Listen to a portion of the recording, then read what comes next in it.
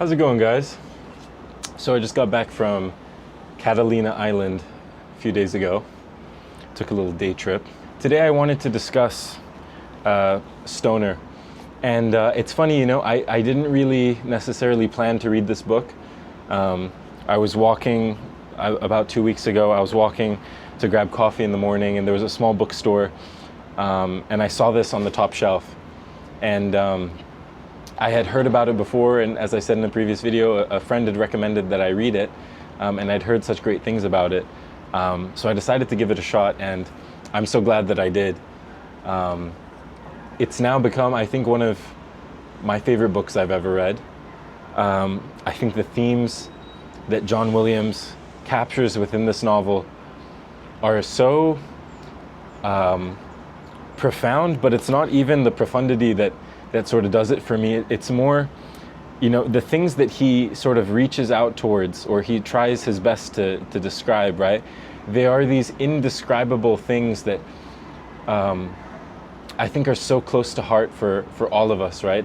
As humans. I think there's so many, there's so many big ideas and big questions that are discussed in the book, about, let's say the futility of life, or the true nature of love, or what it means to be fulfilled, right? What it means to have a fulfilling career, what it means to make a difference, what it means to learn, what it means to be educated, what it means to educate others, right?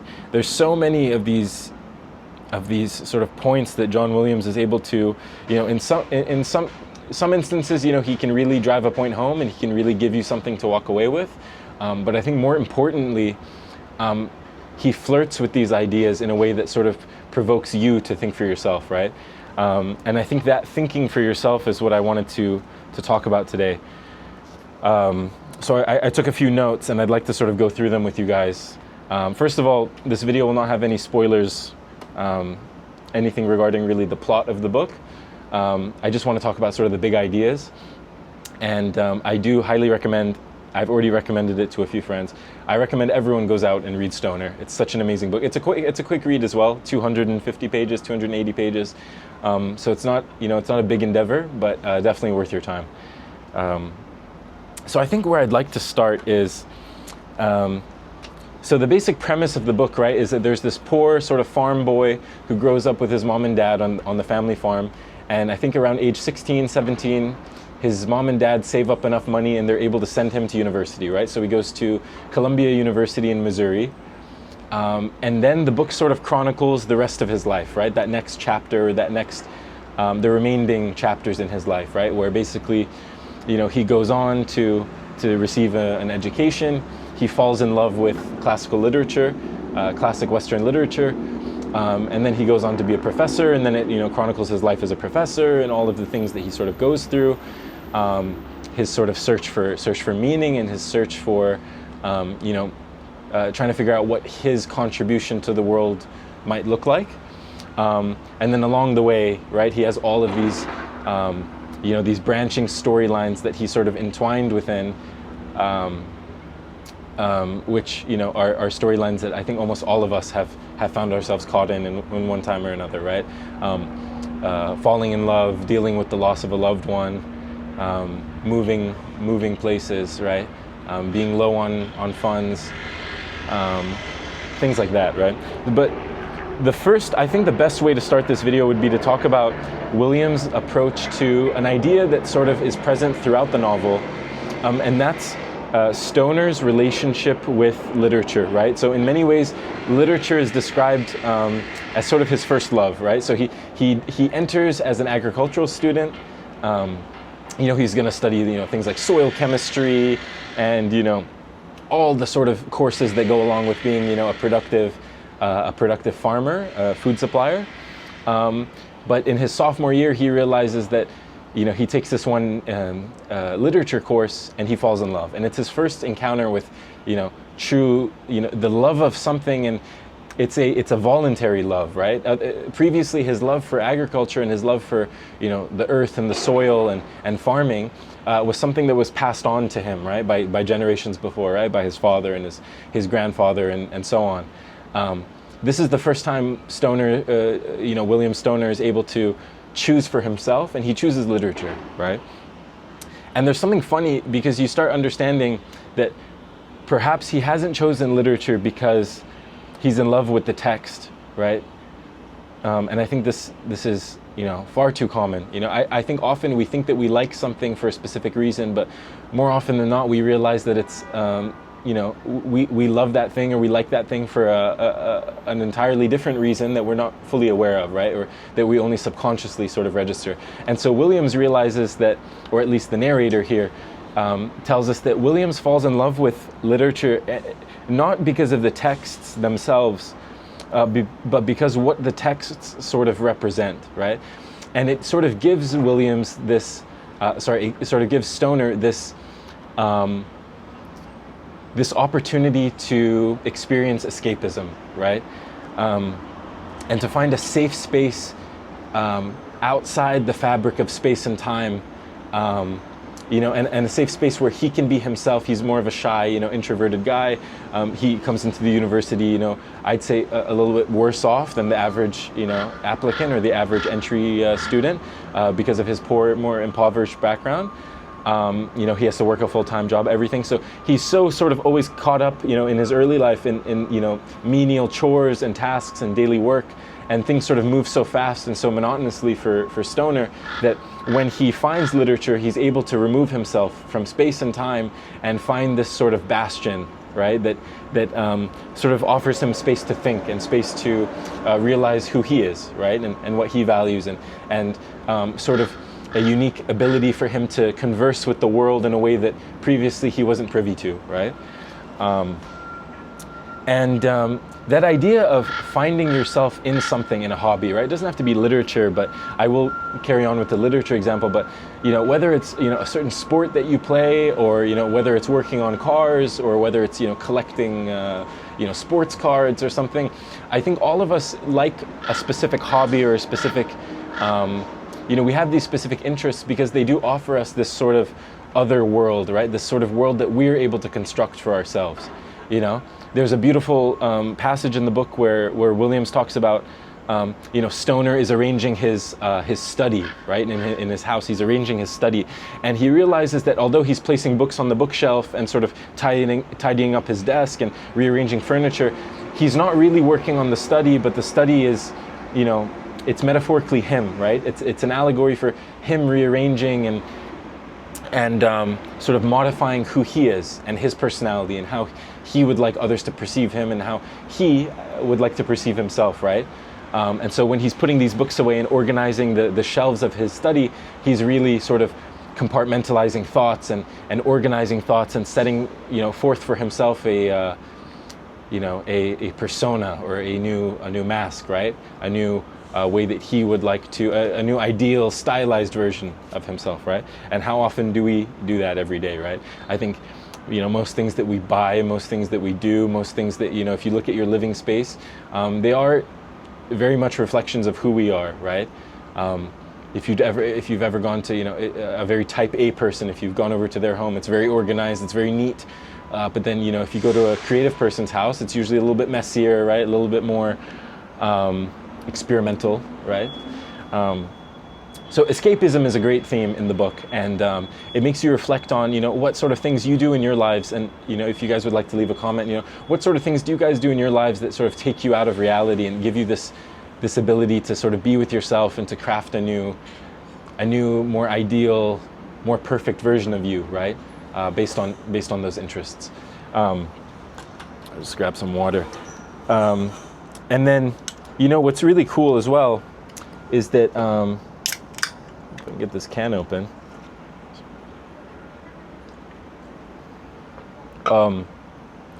If we take it back to literature, right, this made me sort of have a moment or two of introspection, right, where when I think about why I read, it is a lot of the time to reach that same sort of isolated bliss, right, that Stoner feels, where I do read sometimes because subconsciously, whether I'm conscious of it or not, there are things that I feel are out of my control. There are things that I feel like are moving too quickly or too slowly at times. And when I'm reading, when I'm experiencing these stories, when I'm, learning, when I'm really making my mind work, I feel that I'm completely in control.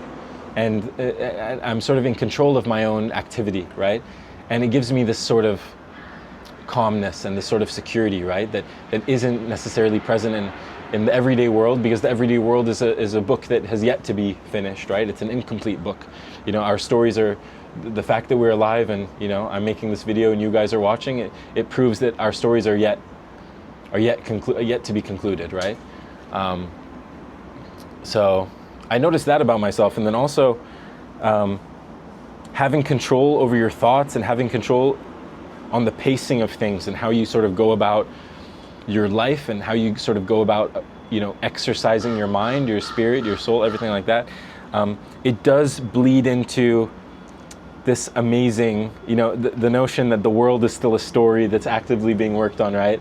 I absolutely love this part where Williams talks about how another reason that Stoner is so infatuated with literature is that he feels that not only do we sort of go in and, you know, reclaim these old texts, not only do we go and seek out old knowledge and old texts, but, you know, this relationship we have is not one-sided. You know, this is a two-way street where these old texts then go on to influence us, and then we go on to influence the world, right? So in many ways, there's this cyclical sort of influence that happens with literature where, you know, we read old texts that inspire us or that, you know, move us in a certain way or you know, cause us to be inclined in you know, in one direction or another. We take those inclinations, you know, however minimal, however subconscious or conscious they may be, and we exercise that in the real world, right? In the current narrative that we find ourselves in. And then in one way or another, the narrative of the real world will then go on to inspire new texts, right? And so you have this sort of, this cycle of influence. And, you know, Stoner realizes this, or at least, I can't remember the exact phrasing, but at least the narrator sort of brings this up. And it's something that we are able to sort of think about for a little bit, where how often, you know, do we, you know, if you examine your own ideals or the things that you hold important, you know, how many of those can be traced back to, you know, childhood stories, or, you know, if you think about you know, a lot of religion tells stories, you know, or passes on lessons through story, right? I think we as humans are very story-centric people, right? There's a lot of traditions, you know, there's Arabic traditions, there's East Asian traditions where a lot of things were verbal, right? It was storytelling. A lot of poetry is story, right? A lot of prose is story, right? And it's through stories and sort of indirect reference to ideas and to sort of these greater you know, facets, or these greater sort of things in existence, that we as humans are able to sort of come to terms with them more completely, right? And we're able to understand more completely. And it's the reason why, you know, there's nursery rhymes, and it's the reason why, you know, you constantly are sort of bombarded with stories of, you know, stories of great actors and stories of, you know, not so great actors, because they sort of, through those stories, you're able to, you know, alongside other influences, build your sense of morality, right? Your sense of, you know, whatever it may be, right? Your character, whoever you find yourself to be, right? Just before we move on from the safe space sort of theme, God, I really wish I had Moby Dick with me. I'm so annoyed that I left it back at home, my copy, with all my notes. But that video is going to hit. I've been talking about it every episode. But, you know, when you talk about safe spaces, there's something that you sort of have to be aware of, right? In that if you spend too long in a safe space, it can really greatly inhibit your growth, right? And your personal development. And your story, right? If you spend too much time in the stories of other men and in the writings of other men and in the teachings of others, you can very quickly realize that you haven't given enough time to crafting your own, right? And to writing your own story and to becoming your own, you know, your own hero. And I'm gonna really butcher this, but there's an amazing passage in the beginning of Moby Dick where Melville states, I think it's before Ishmael takes off on Pequod. It's before he meets Ahab. It's before this sort of big adventure ensues, right? And he's in Nantucket and he's about to board the ship. It's, I think, the night before in the hotel. And there's this amazing passage where Melville states, again, I'm going to butcher this, but something along the lines that, God doesn't wait for you on the calm shores, in the quiet, cozy bedsides, in the kindled fireplaces. If you want to experience what God has laid out for you, and if you want to experience, the true sort of beauty and unpredictability and sort of, awesomeness, right, in its most literal sense, right, the true awe of the human experience, you have to sort of go out and seek it, right? And Melville says that, how did he word it? It's something that God waits for you in those deep, rough oceans, right? God waits for you in those deep seas where, you're alone in the middle of the Atlantic, and there's storms and there's squalls, and, you're about to capsize, and you're not sure, what the next minute or what the next second, holds for you. But it's in those moments when you're stripped of sort of all predictability, when you're stripped of all security and comfort, where you can really find yourself in dialogue with the universe, with nature, with God, with, the sheer awesome scale of creation, right? And so that's just a note. That's something that I thought of while I was reading this, is that, and you see sort of that one of the, I guess one of Stoner's fatal flaws in the novel, right, or one thing that sort of brings him a lot of grief throughout his life, is that perhaps he has played things too safely. Perhaps he is too content to stay huddled in his study, reading and writing and working on his novel or whatever it may be, that he forgets in many ways that he's, his actions, his actions, flow with, albeit a different type of ink, but just as much ink as his pen, right? So something to consider. And something that branches from this also is that, something I brought up a few minutes ago is that when you have these safe spaces, when you have these facets of your personality or these aspects of who you are that sort of take the form of hobbies or interests, right? And when you can sort of find bits of yourself in these other places, right, aside from, everyday life, it teaches you a lot about yourself. And I think Williams so beautifully explains that you must know sort of all sides of yourself, and you must sort of be totally comfortable in who you are before you're able to teach another, right? Before you're able to pass on knowledge to another, before you're able to really shape someone else's mind or someone else's, thoughts or actions. Stoner goes through this sort of evolution in the book where, he knows that he has this great love and this great understanding and this great appreciation for literature, but for whatever reason that's, unbeknownst to him, he can't sort of convey what he wants to in his lectures and in his seminars, and he keeps finding that his students, freshman, sophomore, whatever year they might be, they're not getting the education that they should be getting from Stoner, right? He says, I have so much more to sort of give these young men and women, but I'm unable to for whatever reason. And it's only later, once he sort of comes to terms with who he is, and when he sort of fully embraces, his flaws and his strong points and, what he truly wants out of life, that he's able then to give these amazing, more relaxed, right, more impactful lectures, and he's able to really offer not lessons but education, right?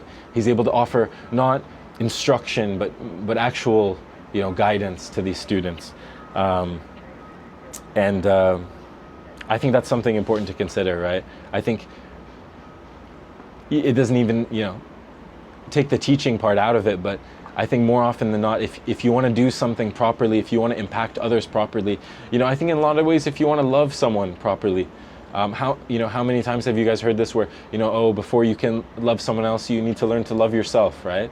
And I know it might be cheesy, it might be a little bit cliche, but in many ways, there's a lot of wisdom in that, right? Where before you go out and try and make your mark on someone else, I think be very sure that you are who you say you are, right? And you and that you're you are giving to others what you've already given to yourself, right?